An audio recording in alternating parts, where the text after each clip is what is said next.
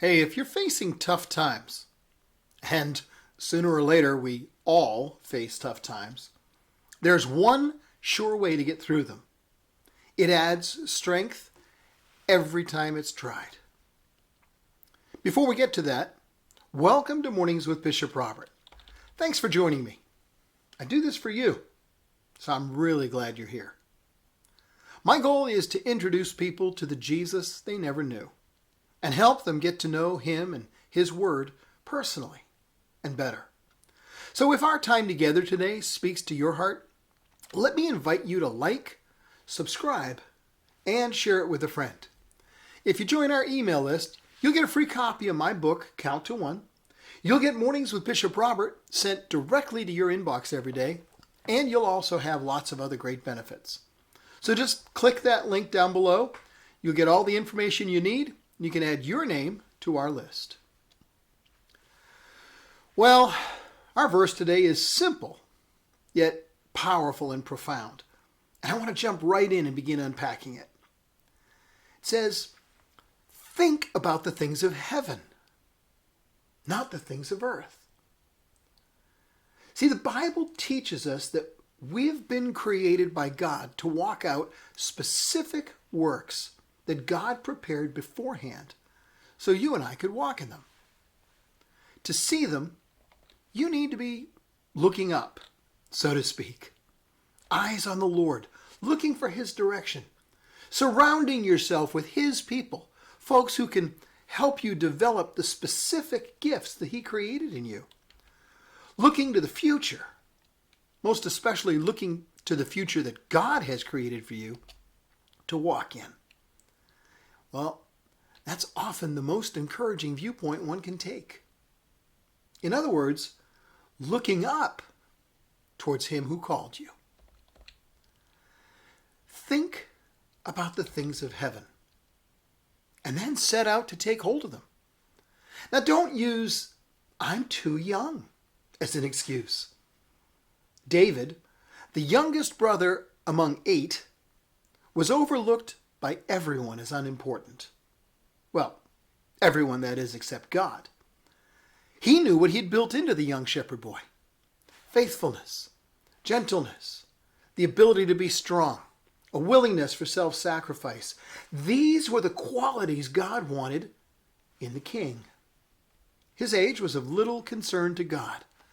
His heart is what mattered. And David had learned to look up. Neither can you use the excuse, "I'm too old." Moses was 80 years old when he saw the burning bush and received the call of God to lead his people out of bondage. That was the beginning of his ministry.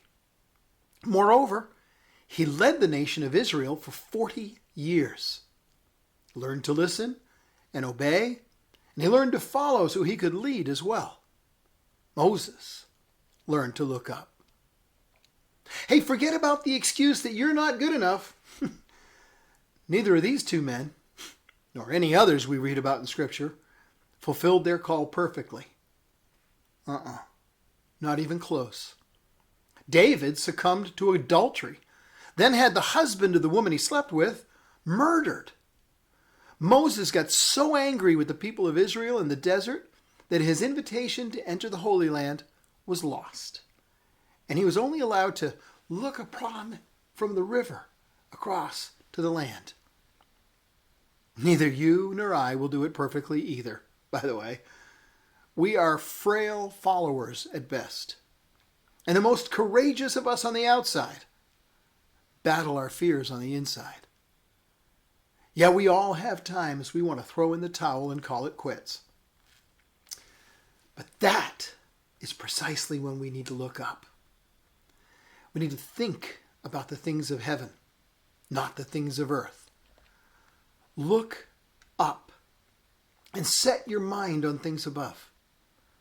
Look up and think about the things of heaven. Look up and see the strength God has for you. Don't look down and become dejected.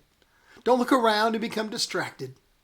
Don't look within yourself to see if you've got all the strength and wisdom and training to do what you've been called to do. None of that's going to help you. Keep looking up.